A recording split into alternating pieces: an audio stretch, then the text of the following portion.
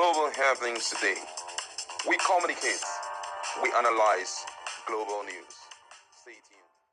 The presidential aspirant of the People Democratic Party and a former vice president of Nigeria has decided to react to what he calls illegality by the federal government and also a move to put in jeopardy the effort of hardworking Nigerians who have served the country for more than 35 years. You're going to hear why he is talking about illegality on the part of the federal government, and we'll also discuss or look at some of the responses of Nigerians in respect to this. Now, according to the news, Atiku Abubakar, who is standing up as a strong opposition against this current government, had drew the attention of Nigerians to a particular statement made by the Minister of Economy, Wale Edong. I'm going to read exactly what Atiku Abubakar wrote. He says, "My attention is drawn to a disturbing disclosure by the Finance Minister and Coordinating Minister of the Economy, Wale Edong, as he addressed State House correspondents after the Federal Executive Council meeting at the Presidential Villa on Tuesday, 14 May. There is, according to the minister, a move by the federal government to rev off economic growth by unlocking 20 trillion naira from the nation's pensions fund and other funds to finance critical infrastructure projects across the country. The minister had indicated that although the initiative is expected to attract foreign investment interest over time, domestic saving are his immediate focus for now. He provided no useful details such as the percentage of the fund to be mopped up from the pensions account, for example. Even at that, this move must be halted immediately. It is a misguided initiative that could lead to disastrous consequences on the lives of Nigerian hardworking men and women who toil and save and who now survive on their pension having retired from service. It is another attempt to perpetuate illegality by the federal government. The government must be cautioned to act strictly with the provision of the Pension Reform Act of 2014 (PRA 2014) along with the revised regulation on investment of pension assets issued by the National Pension Commission (PENCOM). In particular, the federal government must not act contrary to the provision of the extant regulation on investment limited or limits to which pension funds can invest no more than 5% of total pension fund assets in infrastructural investment.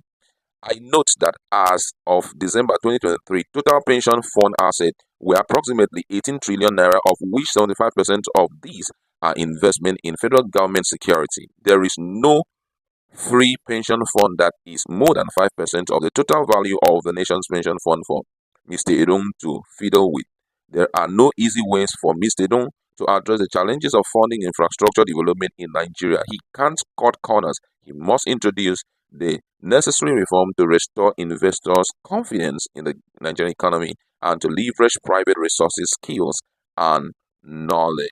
Well spoken by Atiku Abubakar. But the big question is, what's the consequences of a government, diving into the pension fund of pensioners? We've got to consider this because I know it's multiple. Now, number one, it's already a breach of trust because those pensioners trust the government to manage their funds responsibly. So, misusing it or taking advantage of that fund for them is a way of eroding the trust of government. Kind of like, they can't trust the government again. And apart from that, that will go an extra mile to increase poverty because inadequate pension fund can push pensioners into poverty, relying on limited government support or family assistance. We also know that acts by government can trigger legal action. Pensioners hearing that the government now wants to make use of their own funds, it may lead them to possibly seek legal redress in that regard, especially if it is done against the pension funds this thing reforms. And apart from that, we know that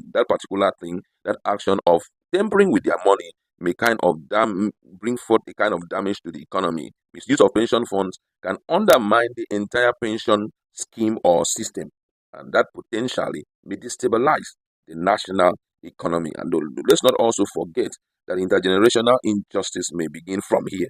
When you misuse a pension fund, it can perpetuate inequality as younger generation may be left to bear the consequences of government mismanagement. Because most of those men, they have worked, expecting that at the end of the day, they won't be a burden to their family, but instead, their pensions will be there, to ease the pains of, disturbing their children and all of them. And then all of a sudden, it comes to a point whereby, unfortunately, the government cannot recoup back, the monies that have been taken out of their pension from. It is going to cost a lot of things. So I feel that before the government will make such a decision, they will have to weigh the pros and the cons of it. Infrastructural development, as much as it is so important, but it does not guarantee, and I say again, it does not guarantee the growth of the economy. Because number one, already we know that one of the perennial issues that is fighting against the growth of our economy is this insecurity everywhere. The northern part of Nigeria is an interesting place that most people would have loved to go in there and get fully involved in agriculture. But unfortunately, because of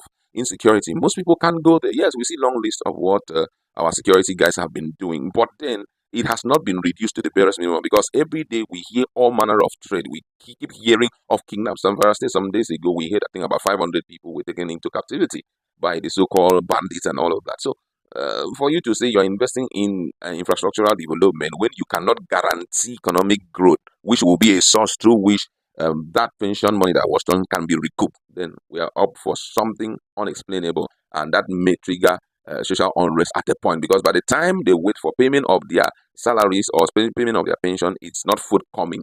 The pension administrative, that's PFA, pension fund administrators, will be targeted and will be fought after. Income also may find themselves in a very difficult situation, and before we know, we may be finding ourselves in more worse situation than now. So, candid advice, I think the federal government should consider Atiku. Someone says, if finance minister Wale don't disclose plan to unlock 20 trillion from Nigerian pensions fund for infrastructure project.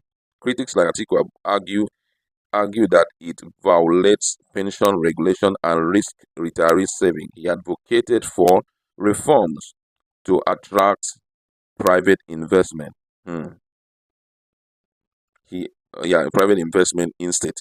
Another person reacting to this says that if you like, when next election reach, go buy ticket instead of supporting Peter Obi. Most people are bringing Peter Obi into this equation, and I'm just wondering, Peter Obi, if we are talking about election, we're talking about the next 4 years. Peter Obi, that's the only time he will come on board. But for now, I think some of the decision made by the government that is dismal to the development of the country must be criticized and worked against. Someone here says, so some people have worked their life saving this money, and now the federal government wants to go and collect their money. Soon they won't be able to pay these people. That money should not be tampered with. Mr. Dong should go elsewhere to search for money he wants to use for any form of investment. Another Nigerian reacting to here says, well said, Your Excellency, government must not raid pension funds beyond legal limits. Retirement savings of hardworking Nigerians should be protected. The government should prioritize reforms to attract private investment for infrastructural development.